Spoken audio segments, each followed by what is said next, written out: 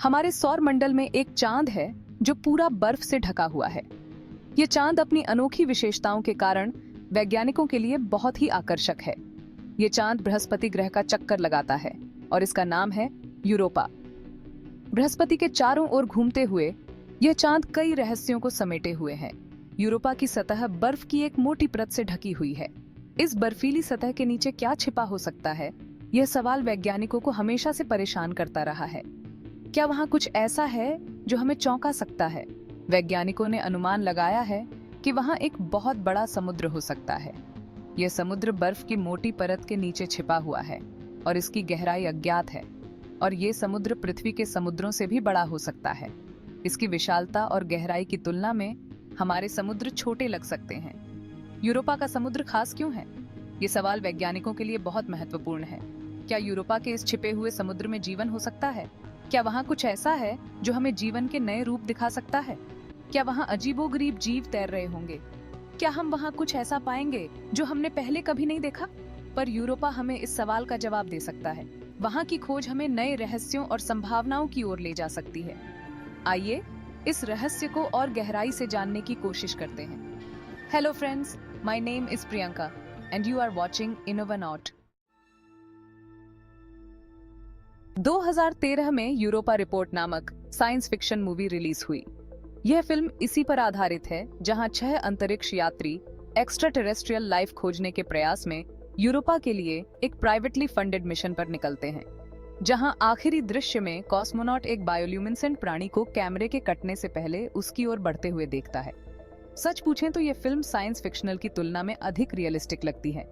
अगर आपने ये फिल्म नहीं देखी है तो इस फिल्म को जरूर देखें। यूरोपा के समुद्र में किस तरह के जीव रह सकते हैं? क्या वहां जीवन की संभावना है? कुछ वैज्ञानिकों का मानना है कि वहां ऑक्टोपस जैसे जीव हो सकते हैं। पर क्यों? क्योंकि ये बहुत बुद्धिमान जीव होते हैं और कठिन परिस्थितियों में भी जीवित रह सकते हैं। वे अपने वातावरण के अनुसार ढलने में माहिर होते हैं। यूरोपा का समुद्र अंधेरा और ठंडा है, लेकिन ऑक्टोपस जैसे जीवों के लिए यह घर हो सकता है। वहां के कठोर वातावरण में भी वे जीवित रह सकते हैं। ऑक्टोपस अपनी त्वचा का रंग बदल सकते हैं, जिससे वे अपने शिकारियों से बच सकते हैं और शिकार कर सकते हैं।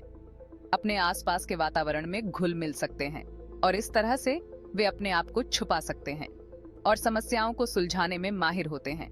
हो सकता है कि यूरोपा के डीप ओशन एलियन क्रीचर भी ऐसी ही अद्भुत क्षमताओं के साथ विकसित हुए हों।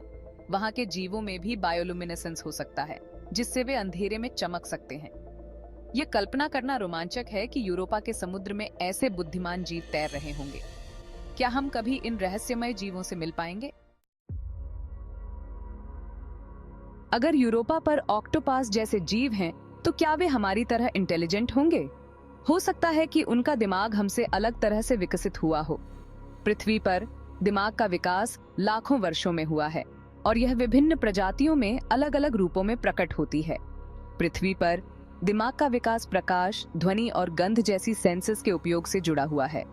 ये सेंसेस हमें हमारे वातावरण को समझने और उसमें प्रतिक्रिया करने में मदद करती हैं। लेकिन यूरोपा का समुद्र अंधेरा है और वहाँ ध्वनि भी अलग तरह से यात्रा करती है। वहाँ की परिस्थितियाँ पृथ्वी से बहुत अलग हैं। हो सकता है कि यूरोपा के जीवों ने अपने आसपास के वातावरण को महसूस करने के लिए अलग इंद्रियों का विकास किया हो। जैसे गहरे समुद्र के जीव बायोल्यूमिनेसेंस का उपयोग करते हैं। शायद वे विद्युत चुंबकीय क्षेत्रों को महसूस कर सकते हैं। ये एक ऐसी क्षमता है जो पृथ्वी पर कुछ जीवों में पाई जाती है, जैसे शार्क, या पानी में होने वाले छोटे से छोटे कंपन को पहचान सकते हैं। यह उन्हें उनके वातावरण में होने वाले परिवर्तनों का पता लगाने में मदद कर सकता है। अगर ऐसा है तो उनकी बुद्धिमत्ता हमारे सोचने के तरीके से बिल्कुल अलग होगी। उनकी सोचने और समझने की प्रक्रिया हमारे लिए अज्ञात और अनोखी हो सकती है। यूरोपा के समुद्र के रहस्यों को जानने के लिए वैज्ञानिक कई तरह के तरीके इस्तेमाल कर रहे हैं। वे नासा के जेम्स वेब टेलीस्कोप से डेटा का उपयोग करके यूरोपा की सतह का अध्ययन करते हैं और बर्फ की संरचना को समझने की कोशिश करते हैं।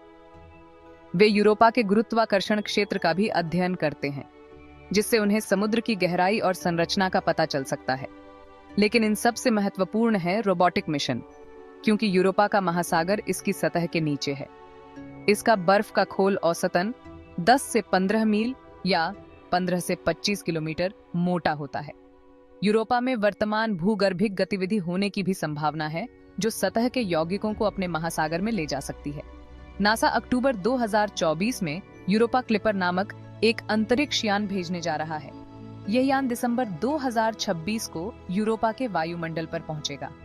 मिशन के 3 मुख्य उद्देश्य हैं, जिसमें चंद्रमा की संरचना और जियोलॉजी के साथ-साथ आइस शेल और उसके नीचे महासागर की प्रकृति को समझना है। यूरोपा के मिशन की विस्तृत खोज वैज्ञानिकों को हमारे ग्रह से परे रहने योग्य दुनिया के लिए खगोलीय क्षमता को बेहतर ढंग से समझने में मदद करेगी। बुरुआई या buoyant rover for under ice exploration NASA jet propulsion laboratory में पृथ्वी पर बर्फ से ढके क्षेत्रों में पानी के नीचे की खोज के लिए और हमारे सौर मंडल में कहीं और समुद्र की दुनिया के बर्फीले पानी में खोज करने के लिए विकसित किया जा रहा है। इसका लॉन्ग टर्म गोल एक एलियन ओशन में ऑटोनोमस ऑपरेशन के लिए ब्रूई करने में सक्षम होना है, जहां यह बर्फ के खोल और महासागर के बीच की सीमा पर जीवन के संकेतों की खोज करेगा। आज के वीडियो के लिए बस इतना ही। अगर आपको हमारा वीडियो पसंद आया हो तो कृपया सब्सक्राइब करें, कमेंट बॉक्स पर अपनी बहुमूल्य टिप्पणी दें। तब तक के लिए अलविदा। हमारे अगले वीडियो में कुछ और अमेजिंग नॉलेजेबल वीडियोस आएंगे। मिलते हैं अगले वीडियो में। Thank you.